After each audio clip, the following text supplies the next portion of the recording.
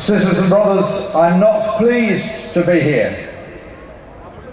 I wish that I wasn't here. And I wish that you didn't have to be here either. And I wish that we didn't have to be here commemorating an anniversary of many of your family members and extended families being killed.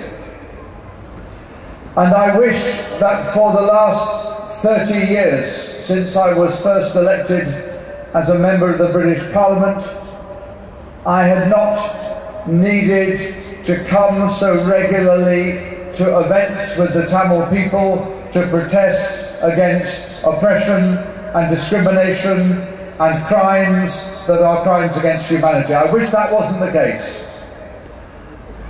But tragically that has been the case. And I'm here firstly, personally, as well as an MP, to give you my solidarity and my love and my support and my continuing commitment to work for justice for the Tamil people until justice is achieved. That's the first reason I'm here. But I'm here for other reasons too. I'm here because with other colleagues in Parliament, put aside for a second the question of government, we've been working on an initiative which would seek to send the clearest message from the British Parliament that it will not accept the word of the government of Sri Lanka about what is happening in Sri Lanka, that it will only accept the word of people who are independent of the government of Sri Lanka. And we are determined that people representing our Parliament should be able to go to Sri Lanka and go anywhere they wish in Sri Lanka and talk to anyone they want to talk to and visit any place they want to visit, so that there can be an independent report on the views of the people in the north and the east and the rest of Sri Lanka. That is fundamentally important. The next thing, and it's on the wall behind me, when we were all protesting in Parliament Square during the ending of the terrible conflict, I went with some of your number to the White House in the United States, and we went and we saw the State Department, and we encouraged them then to continue the investigation into war crimes in Sri Lanka.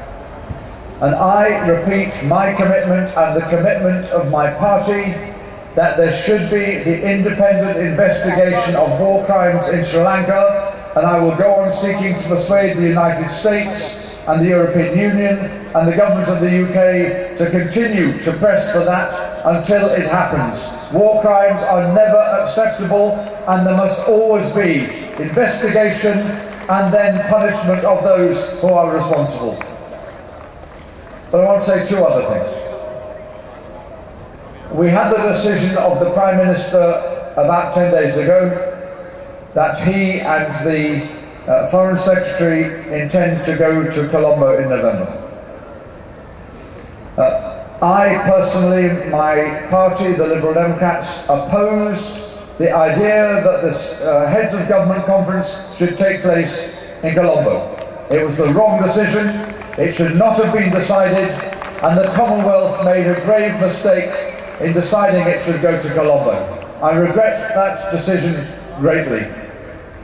And the conditions in Sri Lanka have not greatly improved since the last Commonwealth Conference in Australia 2 years ago.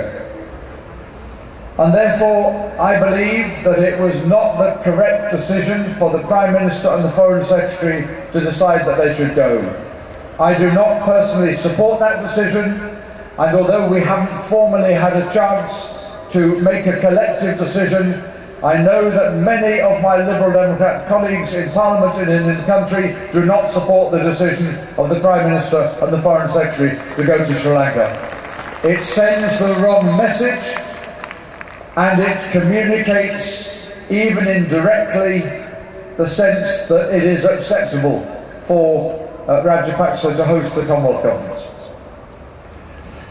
I therefore will continue to oppose that. Some of you heard I asked the Deputy Prime Minister a question about this in Parliament on Wednesday, and the Deputy Prime Minister was very clear in his condemnation of the barbarism, the injustices, the lack of press freedom in Sri Lanka. Very clear. We must go on being very clear. But I'm not simply going to spend my life protesting at decisions I don't like. I've taken an initiative with the government to do something that I hope you will like.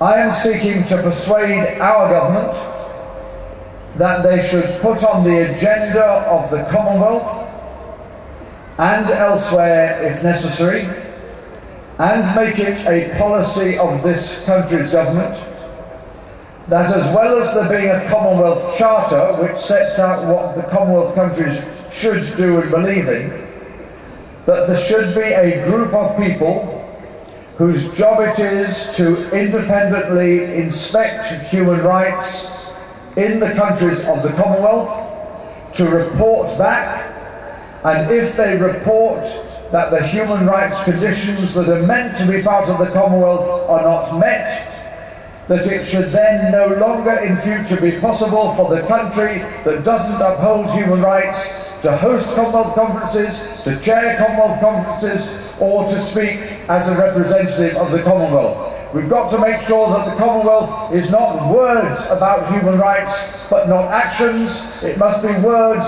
and actions. And I hope we will have a decision that changes the policy of the Commonwealth on these things in the next few months from this government, and it's on the agenda for the Commonwealth as a whole.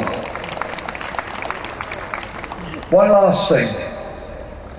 The government of Sri Lanka, the Foreign Secretary, the Foreign Minister of Sri Lanka, has said to me personally, everything is much better. People can now go back to their villages and their towns. There isn't the discrimination you claim. You must come back to Sri Lanka, they say to me. You must come back to Sri Lanka and see for yourself.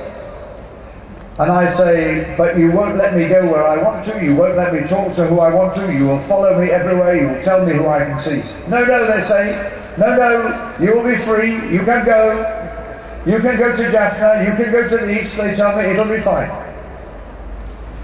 This year, I hope and plan to be able to test that invitation. This year, I'm going to take up the challenge and seek to see if the Sri Lankan government honour the pledge. And with colleagues of other parties and no party, or with people from the press, with people from international charities, I want to see whether people really are allowed to go to the north and the east and where they want to go and talk to people they want to talk to. Because I will not be satisfied as a lawyer, as a human rights lawyer, as a member of parliament, as a friend of the Tamil community and as a friend of Sri Lanka. I will not be satisfied until there is freedom for journalists in Sri Lanka. There is freedom for human rights organisations in Sri Lanka. There is freedom for the Red Cross in Sri Lanka. There's freedom for the UN to go where it wants to in Sri Lanka. There's freedom for Tamils to go where they want to in Sri Lanka. And it's a country that restores Sri Lanka to the sort of standards that you expect and I expect and that minority communities should expect all over the world. So keep protesting. Keep reminding us of our duty as a guarantor country. Keep reminding us of the duty of the United Kingdom.